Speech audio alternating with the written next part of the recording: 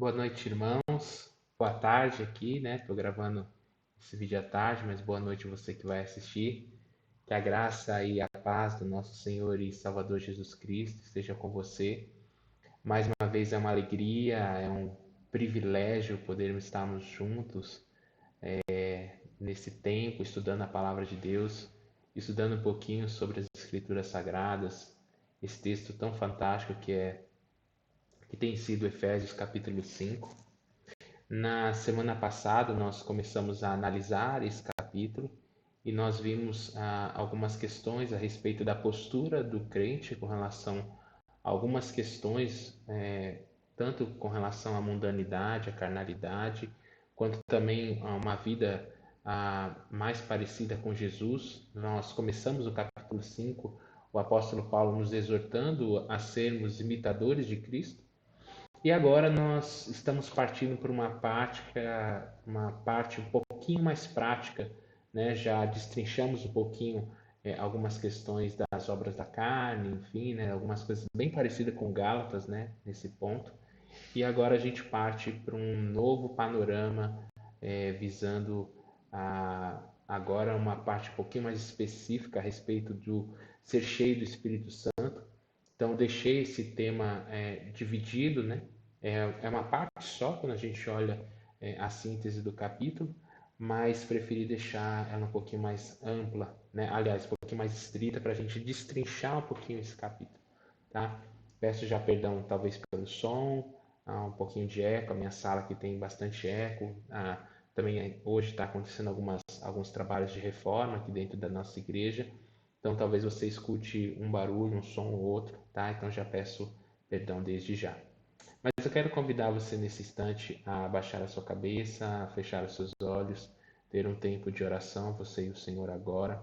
Peça para que o Espírito Santo de Deus te ilumine, te encha com o teu Santo Espírito, que você nessa noite, né, tarde, enfim, quando você estiver ouvindo esse vídeo, Deus possa falar com você através da palavra dele. Tá bom? Vamos orar? Querido Deus, nós te agradecemos e nós te louvamos pelo dia de hoje. Pedimos ao Pai que, em nome de Jesus, o Senhor seja conosco, nos abençoando, falando com cada coração, pois temos fome e sede da tua justiça. Pedimos agora, Pai, que a tua graça e o teu poder se encha e que nós, agora, nesse momento, possamos ouvir a tua voz através dessa epístola paulina tão maravilhosa, Pai, tão magnífica. Ó Pai, com verdades tão profundas que impactam e que trazem vida ao nosso coração. Nos abençoe no dia de hoje, ó Deus, em nome de Cristo Jesus, aqui nós oramos. Amém.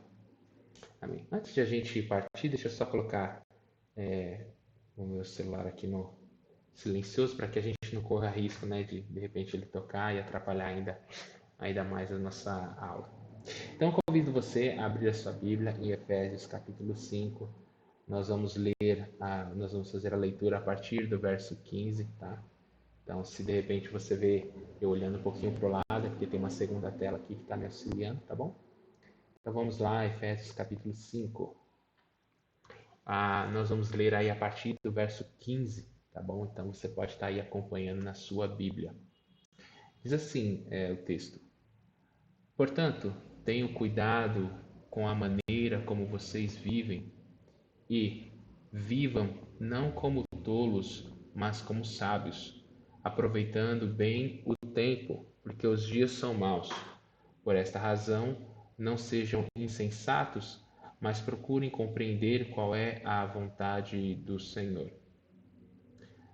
Versículo 18: E não se embriaguem com vinho, pois isso leva à devassidão, mas deixem-se encher do Espírito, falando entre vocês com salmos, hinos e cânticos espirituais, cantando e louvando com o coração ao Senhor, dando sempre graças por tudo a nosso Deus e Pai, em nome de nosso Senhor Jesus Cristo. Amém. Então, esse texto aqui, o apóstolo Paulo, ele começa uma série de questões práticas na vida da igreja de Éfeso. A gente vê que o apóstolo Paulo, ele sempre Isso é interessante demais. Ele sempre tenta amarrar a questões teológicas profundas que são baseadas que são baseadas no Antigo Testamento, baseado nos livros proféticos, nos poéticos, baseado no Pentateuco, na Torá em si. Ele busca sempre amarrar esses dois pontos, uma teologia profunda com uma prática ainda mais profunda. E precisa ser assim na nossa vida cristã. Muitas vezes nós nos deixamos levar pelas questões teológicas, pelos conceitos teológicos que são maravilhosos, mas toda a teologia deve nos levar a um entendimento do conceito que nós estamos analisando ali, do estudo, o foco em si, que a teologia está evidenciando, mas precisa nos arremessar, por assim dizer, nos lançar para uma vida prática.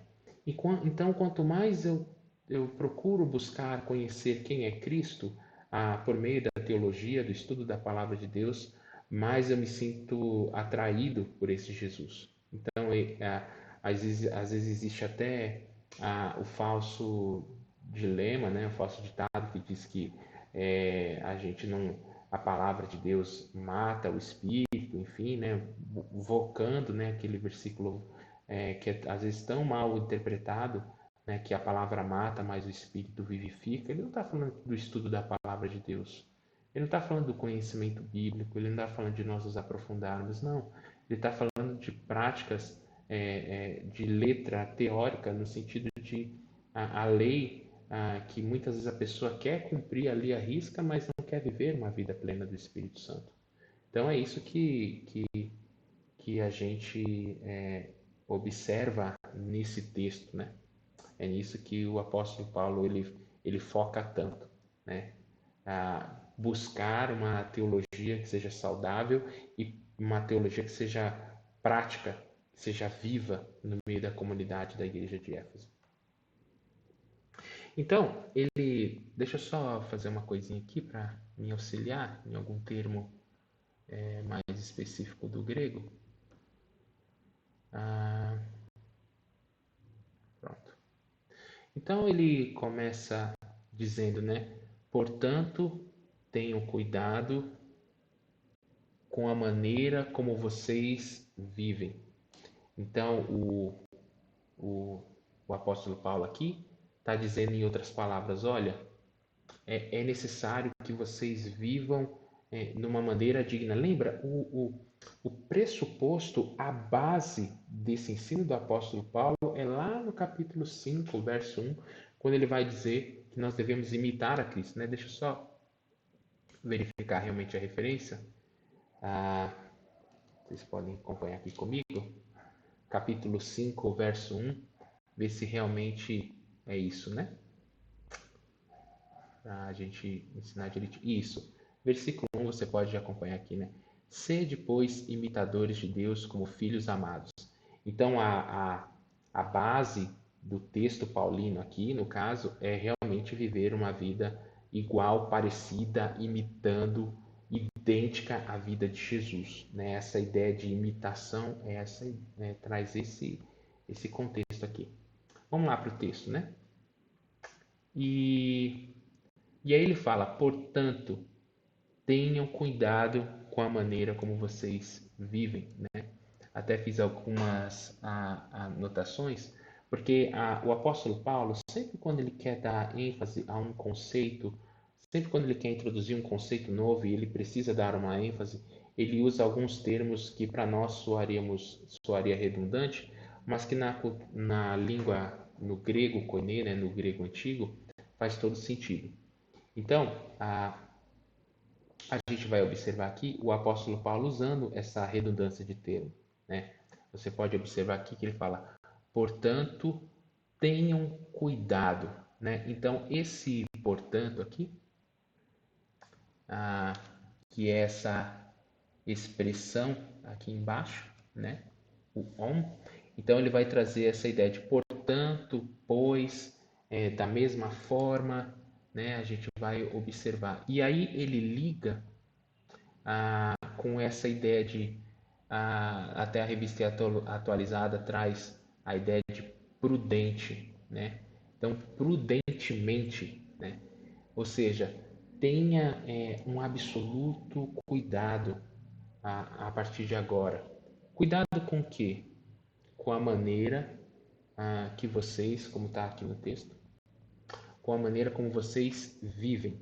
Então, o apóstolo Paulo, aqui, nessa expressão, a maneira como vocês vivem, ele está falando da nossa prática, da nossa vida cristã. E aí ele vai entrar especificamente aqui, né, o que significa tomar esse cuidado? Qual é o cuidado? Quais são os perigos que o apóstolo Paulo deseja apontar aí? E porque ele lança essa expressão, né? Portanto, tenham cuidado, é como se ele estivesse lançando a como se ele estivesse lançando um farol bem forte, uma luz bem clara, né?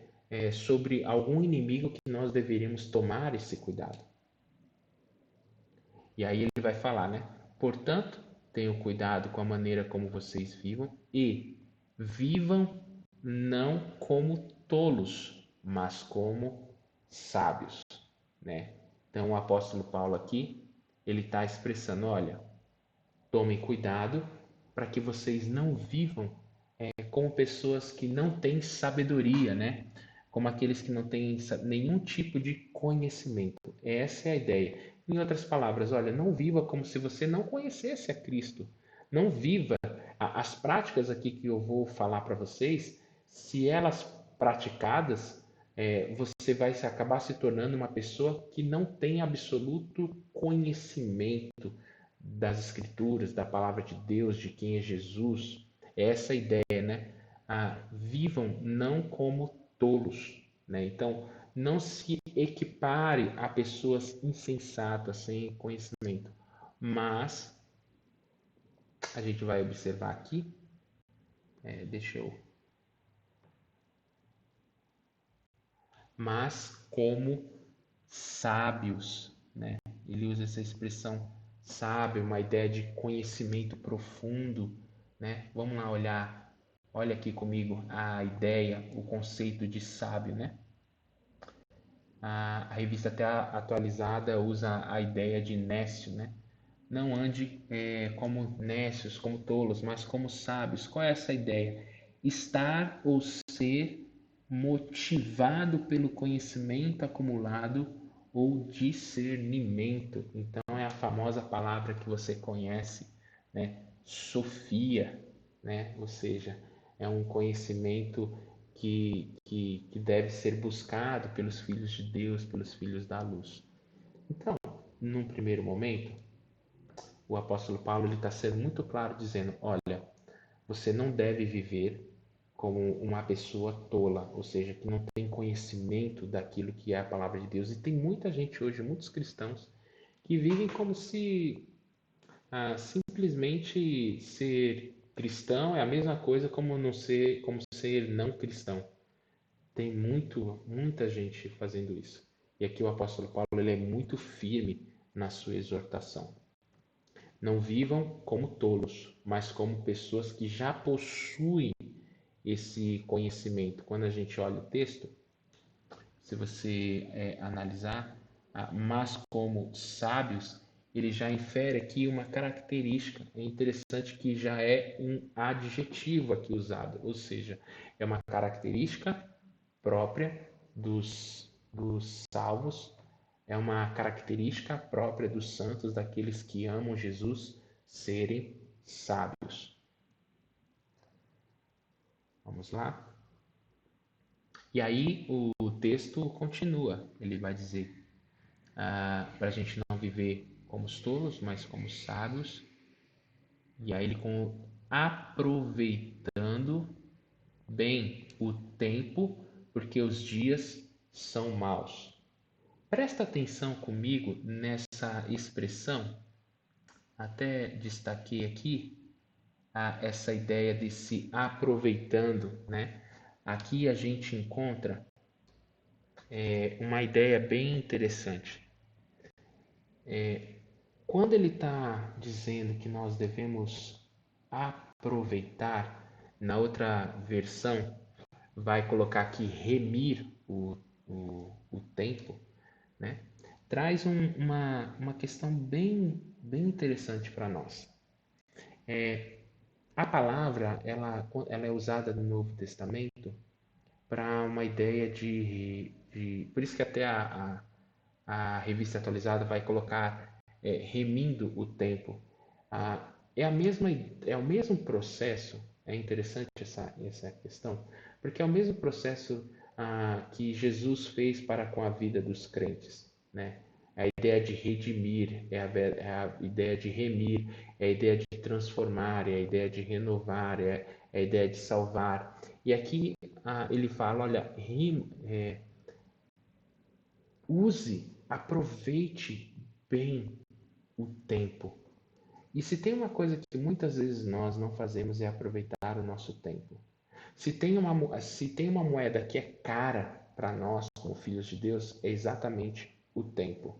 Porque o tempo é uma coisa que não pode voltar atrás. Você não tem condições de readquirir tempo. O tempo que se perdeu, você não consegue mais conquistar novamente. E é interessante que o apóstolo Paulo aqui ele coloca rima, né, o tempo, aproveite o bom tempo. E a expressão aqui usada, né, até coloquei aproveite as oportunidades. O tempo aqui nessa expressão é a palavra kairos, né, que tem até aqui uma ideia que é bem interessante. Deixa eu só fechar aqui que tá. Eu coloquei aqui Colossenses 4:5. Vamos abrir lá a sua Bíblia. Colossenses 4:5. Diz lá o seguinte: Portai-vos com sabedoria para os que são de fora. Aproveitai as oportunidades. É interessante essa expressão do kairos aqui, porque a gente tem duas expressões no grego para tempo, o kairos e o cronos. E qual é a diferença principal? A diferença quando a gente olha no Novo Testamento é que cronos geralmente está ligado ao tempo cronológico, as horas, os dias, os segundos. Mas a palavra kairos, ela tem um significado além. Ela fala de oportunidades que são concedidas. E no caso aqui, com relação aos filhos de Deus, são oportunidades concedidas aos filhos de Deus. Então, nós, aqui, quando o apóstolo Paulo fala aproveite bem o tempo, ele está dizendo: olha, aproveite as oportunidades que você, como filho de Deus, tem com relação ao seu tempo, com relação às coisas que Deus te deu. Às vezes a gente perde tempo demais e as oportunidades vão surgindo e a gente simplesmente não se agarra. E depois a gente põe a culpa em Deus, dizendo: Deus não me abençoou, Deus não olha para mim, Deus. Mas às vezes surgiram várias oportunidades ao longo da sua vida e você simplesmente as desperdiçou. Então, você precisa aqui colocar a sua vida diante de Deus e buscar sabedoria para quê? Para aprender a remir o tempo, a não ficar perdendo à toa. Essa é a ideia dessa expressão. Vamos lá para a tela? E aí diz lá, né? Aproveitando bem o tempo, porque os dias são maus, né? É interessante essa imposição que o apóstolo Paulo coloca aqui, porque ele bate o martelo com relação a essa ideia. Ele fala: olha, os dias são maus, é como se o apóstolo Paulo estivesse dizendo: olha, existe uma corrupção, um comprometimento em nossa era e isso não vai mudar. A ideia é uma ideia de degradação, ou seja, a coisa tende a cada vez mais a piorar. E é triste quando muitas vezes nós, como cristãos, colocamos a esperança em coisas que não vão melhorar. A política, ela não vai melhorar o nosso mundo. O mundo não vai melhorar por si só. As pessoas não vão se tornar mais boas. As coisas não vão ficar mais fáceis. É isso que o apóstolo Paulo está dizendo. A tendência da humanidade é a degradação por conta do pecado que cada vez mais toma espaço numa sociedade que um dia teve o privilégio de poder conhecer a Cristo, mas o rejeitou.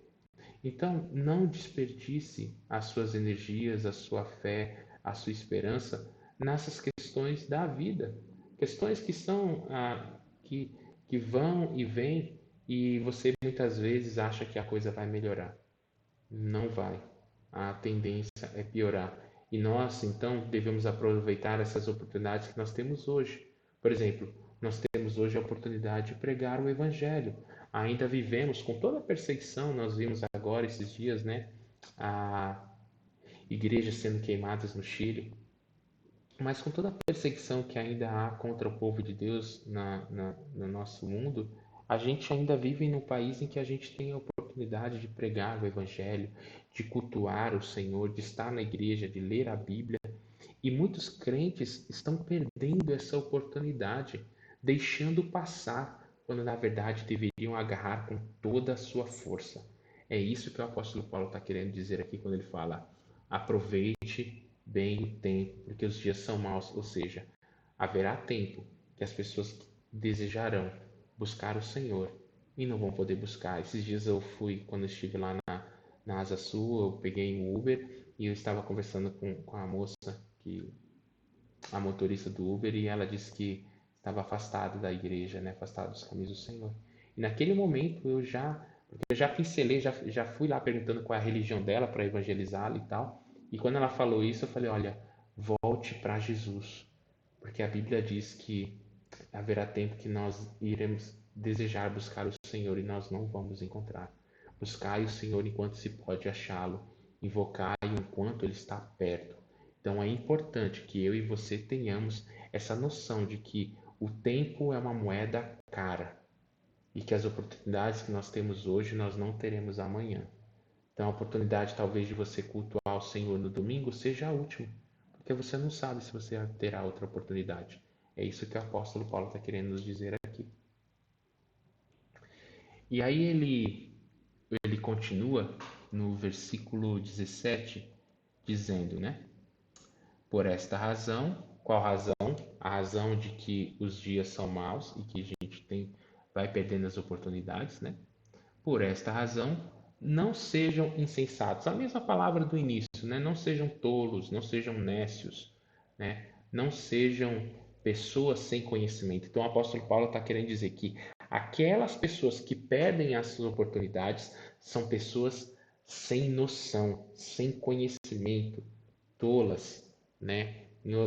Talvez na expressão que a gente usa aqui no nosso idioma, burras, né? Alguém que rasga dinheiro. É isso que o apóstolo Paulo está querendo dizer. É uma palavra muito forte aqui que o apóstolo Paulo usa, tá?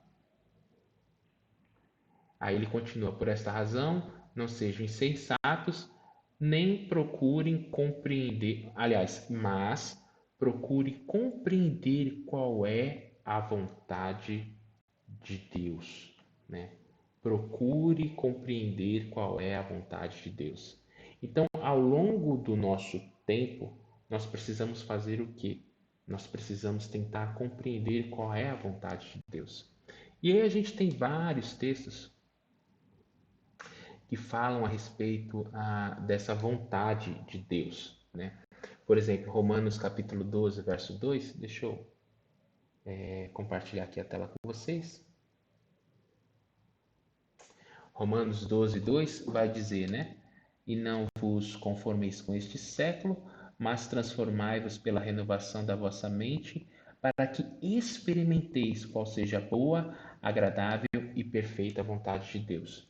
Vai prestando atenção qual é a ligação que o apóstolo Paulo faz com relação à vontade de Deus. Como a gente descobre qual é a vontade de Deus? Então, aqui em Romanos capítulo 12, ele diz que a vontade de Deus, ela se manifesta exatamente no quê? Na transformação da mente, né? Ou seja, uma atitude de santificação. Então, qual é a vontade de Deus aqui vista em Romanos 12? A transformação da nossa mente, a palavra metanoia, ou seja, uma transformação total, né? Aquela ideia da metamorfose, né? Aquela ideia da lagarta que vira borboleta, são bichos totalmente diferentes. Então, é essa ideia, é uma transformação total que acontece na mente, no coração, na vida, na prática, nas atitudes, nas ações, nos sentimentos do indivíduo, tá? Não há espaço, por exemplo, para achar, ah, não, eu sou assim mesmo, nasci assim, é o meu temperamento, eu tenho o temperamento de Pedro, eu sou um cara explosivo. Não. A vontade de Deus é que você seja transformado totalmente, completamente por esse evangelho que é a palavra de Deus. Vamos lá comigo no texto? E aí ele vai continuar lá, né? Efésios 5:10, provando sempre o que é agradável ao Senhor. 1 Tessalonicenses capítulo 4, verso 3 vai novamente dizer, né? Pois esta é a vontade de Deus, a vossa santificação, que vos abstenhais da prostituição. Mais uma vez a questão de santificação. É interessante que esse termo prostituição, na ideia do grego, você já deve ter ouvido falar dessa ideia, é a ideia de que é usar algo que foi criado para um fim e usá-lo de outra forma. Por exemplo, a bola de vôlei ela foi feita para ser jogada com as mãos. Se eu vou lá e chuto a bola, em certa forma, eu estou prostituindo aquela bola, ou seja, usando uma coisa que foi feita para um fim, para um propósito e usando para outro propósito. O meu corpo, a minha vida, os meus recursos, tudo aquilo que eu tenho, foi criado para um benefício, para um propósito só, para glorificar a Deus. E como a gente glorifica a Deus? Cumprindo a vontade dele. E qual é essa vontade? Que eu ande em santificação. Então a gente vai observar essa ideia muito forte, muito latente, né? Colossenses 1:9. Por esta razão também nós, desde o dia em que ouvimos, não cessamos de orar por vós e de pedir que transbordais pelo pleno conhecimento da sua vontade em toda sabedoria, entendimento espiritual. Então, a vontade de Deus em primeiro lugar não é casar ou não casar, comprar o carro ou não comprar o carro, comprar uma casa ou não comprar uma casa, né? São coisas que a gente acaba ligando a vontade de Deus sempre a questões desta terra, questões terrenas. E não há problema também a gente buscar a vontade do Senhor com relação a essas coisas. Ele manifesta sim a sua vontade. Mas a vontade primordial de Deus, a primária, é que nós andemos em santificação, em vida separada para Deus. Vamos lá comigo no texto? Então, por essa razão, não sejam insensatos, mas procurem compreender qual é a vontade do Senhor. Aí nós temos o versículo 18, né? Que muitas vezes gera até algumas polêmicas, né? E não se embriaguem com vinho, pois isso leva à devassidão, mas deixe-se encher do Espírito. E aí a gente vem num problema que muitas vezes é dilema nos nossos dias, principalmente entre os jovens, né? Às vezes até entre os adultos, se o cristão pode tomar ou não bebida alcoólica. É interessante que o apóstolo Paulo aqui, ele coloca uma condicional para a vida daqueles que querem imitar Jesus. Qual é a condicional? Ser cheio do Espírito Santo. O texto faz duas ligações, se a gente observar aqui, tá? Então, por isso que eu coloquei tudo de verde, porque ele fala, não se embriaguem com vinho, enche-se do Espírito Santo. Em outras palavras, ele está dizendo, olha, encha-se do Espírito Santo e não se embriague com vinho. Então, qual é a questão principal do texto aqui quando nós olhamos no original? É que o crente vive uma vida cheia do Espírito Santo. Isso é o primeiro ponto que o apóstolo Paulo quer ressaltar aqui. Ou seja, um crente que vive cheio do Espírito Santo, ele não precisa se preocupar com essa ideia de beber ou não vinho. Esse não é o ponto que o apóstolo Paulo está querendo nos trazer aqui. Quando a gente olha o texto, a gente vê e não se embriaguem, né? É interessante, eu até coloquei aqui, você deve estar observando essa nota na tela, é que existem vários momentos da Bíblia que o apóstolo Paulo coloca que o perigo que há com relação às bebidas alcoólicas, né? Até eu coloquei aqui o bispo, pois deve ser irrepreensível e não dado ao vinho, ou seja, alguém que se detém junto ao seu vinho, 1 Timóteo 3,3, Tito 1,7.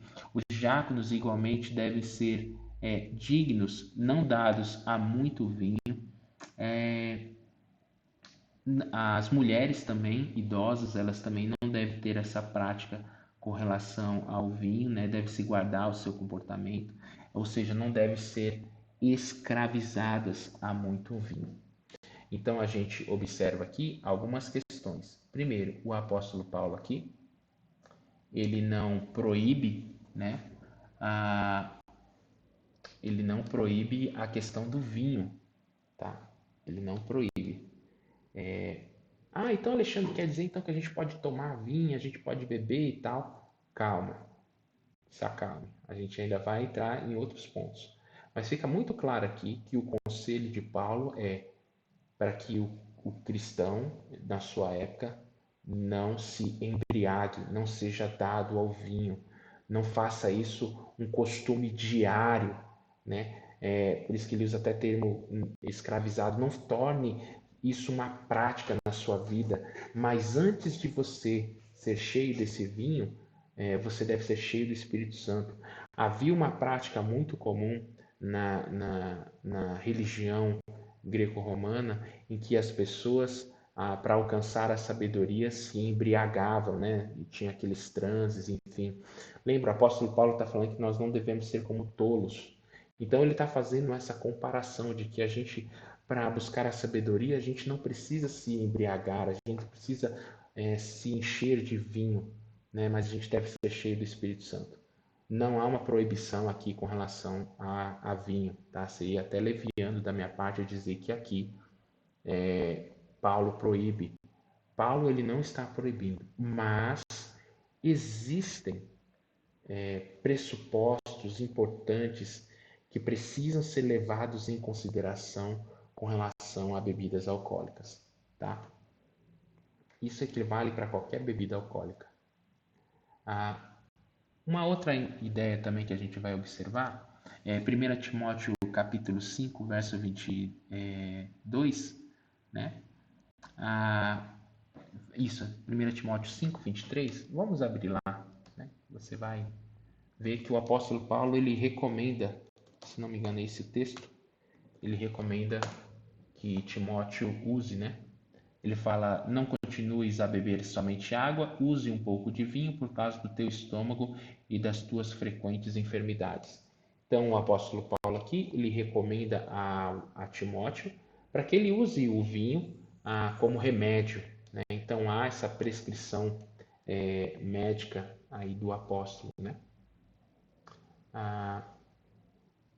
Mas outras questões precisam ser levadas em consideração quando a gente fala de vinho, tá? Primeiro ponto é esse, que nós devemos ser cheios do Espírito Santo de Deus. Esse é o primeiro ponto. Antes de você se preocupar se deve ou não tomar vinho, você deve se preocupar se sua vida é cheia do Espírito Santo. Antes de tudo, não é a pergunta, posso ou não beber vinho? Não. Você está cheio do Espírito Santo? A palavra keplerol, plenamente a ponto de transbordar do Espírito Santo. E isso é uma prática, né? Quando a gente observa os verbos aqui, a gente não vai ver todos por causa do nosso tempo, mas quando a gente observa essa ideia de ser cheio do Espírito Santo, é a ideia do Espírito Santo ter domínio sobre você. É isso que o apóstolo está querendo dizer. Olha, esse ser cheio do Espírito Santo quer dizer que a nossa vida diária é uma vida dominada pelo Espírito Santo, ou seja, o Espírito Santo tem total controle sobre a nossa vida. E a pergunta é: o Espírito Santo tem total controle sobre a sua vida? Se tiver, a segunda questão é muito mais fácil entre beber ou não vinho. Então, esse é o primeiro ponto. Ser cheio do Espírito Santo é o que o apóstolo Paulo está tratando aqui. Uma segunda questão que a gente precisa levar em consideração é a questão do escândalo, tá? E eu sei que às vezes tem muitas pessoas que têm dificuldade com essa ideia, né? Então vamos ver lá, até coloquei aqui, né? Porém, se o mesmo causa escândalo, deve ser evitado. Vamos ver lá 1 Coríntios capítulo 8, verso 10 a 13. Deixa eu abrir aqui na minha Bíblia. 1 Coríntios capítulo 8, verso 10. Isso. Porque se alguém te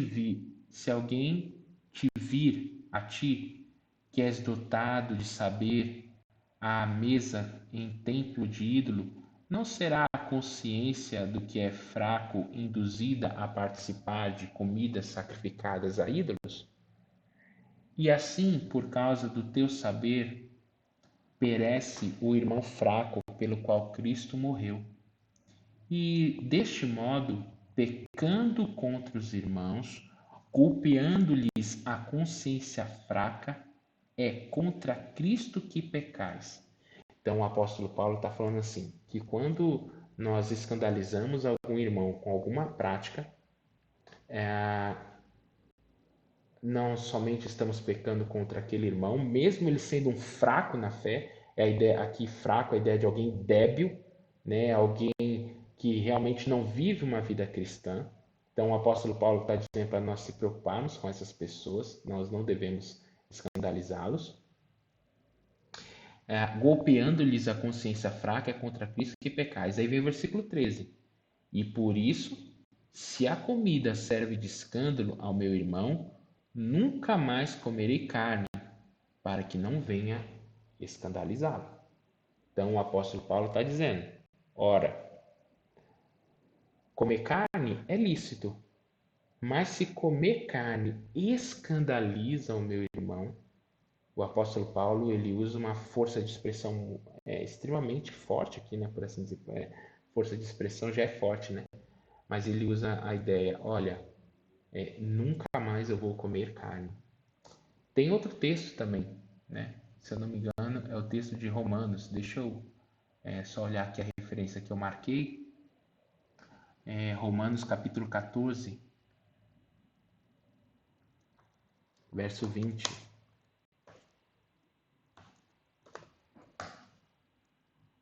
Lá vai dizer assim: não destrua a obra de Deus por causa da comida. Olha só como o apóstolo é forte. Todas as coisas, na verdade, são limpas, mas é mal para o homem o comer com escândalo.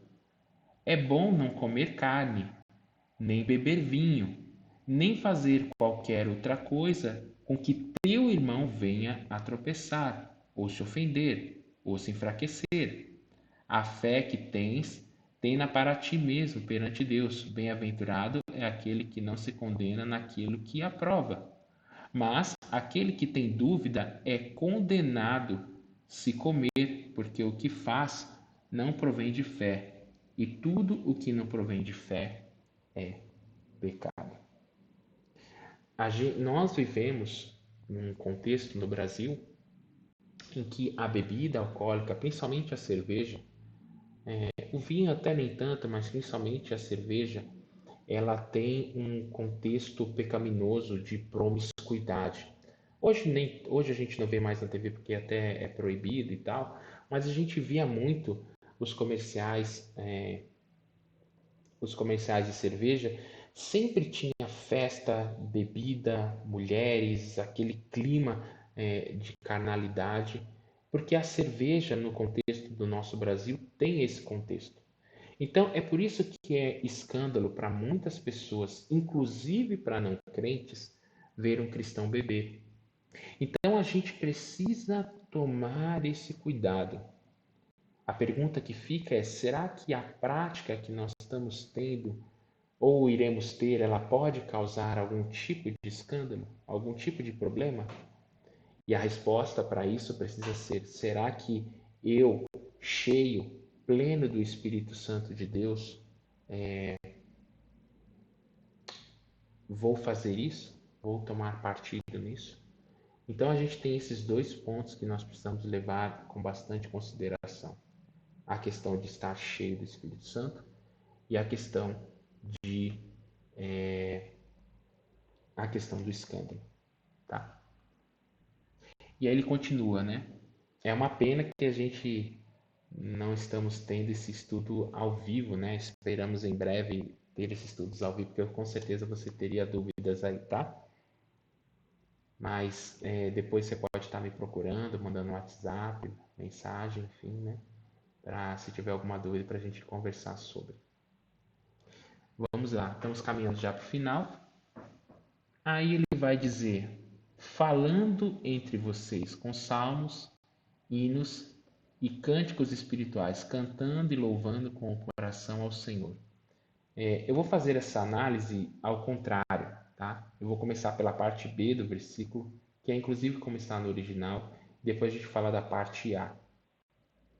Ele fala o seguinte: olha, cantando e louvando com o coração ao Senhor. Qual é essa ideia? Ele está falando do âmbito de comunidade, né? Agora ele está falando das práticas em comunidade. E ele está falando o seguinte: olha, a vida nossa em comunidade deve ser uma expressão de louvor contínua a Deus. É lindo isso. Porque quando nós estamos juntos, lembra, o apóstolo Paulo, no estudo anterior, nós falamos um pouquinho sobre isso. Ele fala de malicência, de lascívia, de linguagem pecaminosa, linguagem torpe, palavrão, humor negro, né, piadas sujas. Ele fala sobre isso. E agora ele está falando como é que a gente deve andar, como é que deve ser essa convivência em comunidade. E aí ele está falando que a nossa convivência, ela, em outras palavras, precisa ser uma expressão de louvor e adoração ao nosso Deus, tá? E aí ele mostra quais são essas expressões. E aí você acompanha aí comigo na sua Bíblia. Primeiro ele vai usar a palavra salmos. E aí provavelmente a ideia dos salmos, do livro dos salmos mesmo, salmos que eram entoados pela igreja, né, a leitura dos salmos, aqueles salmos de louvor, adoração que nós vemos em toda a Bíblia, principalmente na parte final do livro dos salmos. E aí ele vai usar uma outra expressão, hinos, tá? Provavelmente o apóstolo Paulo está fazendo aqui uma inferência na ideia de expressões, de cânticos criados pela igreja neotestamentária, pela igreja primitiva. Por exemplo, Filipenses capítulo 2 é uma expressão de cântico, né, de louvor, de adoração, tá? Essa ideia de hinos, né? E aí a gente tem cânticos espirituais, né? Que é legal porque a ideia que provavelmente, tá, não é, nem todos os exegetas, os teólogos têm essa mesma visão, mas provavelmente é a ideia do simples som do instrumento. Então ele vai falar que, olha, às vezes o solo de um guitarrista, o solo de uma bateria, o solo de um violão, de um teclado, também é uma expressão, é um cântico, é louvor, é adoração ao Senhor, porque quando isso se torna adoração? Quando o coração do adorador está voltado em fazer essa expressão de honra ao Senhor através do seu instrumento. O som, a melodia de um instrumento, ela não é simplesmente adoração, ela é adoração quando o adorador está com a vontade, com o desejo de adorar o Senhor. E aí ele fecha o versículo 20 dizendo: dando sempre graças por tudo, ou seja, em todo o tempo, em todo momento, o crente não vive uma vida de murmuração, reclamação, e o que tem de crente assim que só reclama, só murmura, nada tá bom na igreja, nada é suficiente, é o pastor que não visita, é o presbítero que não cuida de nós, é o ministério que está falhando. Não quer dizer que os pastores, os líderes, os ministérios, as coisas que acontecem na igreja não são passíveis de crítica. Aliás, devem ser, porque as críticas elas devem levar ao aprimoramento. Mas também não quer dizer que a vida do cristão é uma vida de murmuração. Não. Ela em tudo, mesmo nas provas, como a gente vê aí no Cristo, dando sempre graças a Deus, ela é uma vida de adoração ao Senhor. E ele termina, né, com uma doxologia. A doxologia é a ideia de uma adoração final, né? Ao nosso Deus e Pai, em nome do nosso Senhor Jesus Cristo. Então, nós vimos aqui, meus irmãos, como deve ser a prática nossa, de cada um como crentes. Que venhamos a viver isso a cada dia, que a nossa vida seja uma vida de expressão e de louvor ao nosso Deus. Tá bom? Deus abençoe a todos, um forte abraço e até domingo, se assim o Senhor permitir. Até mais. Deus abençoe.